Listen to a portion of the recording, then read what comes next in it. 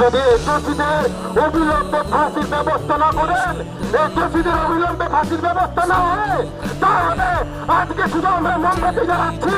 পরে পরে এই কথা বাংলা জ্বালিয়ে দেব।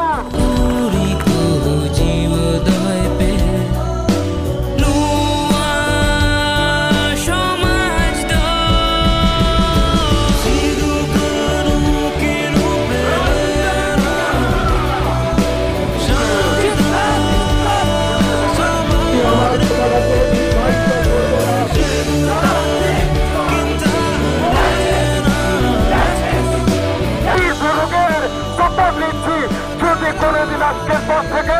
এই মাগরদের প্রতি কোনো অত্যাচার হয়, আমার দিনের খোদা প্রথমে ওই ব্যক্তি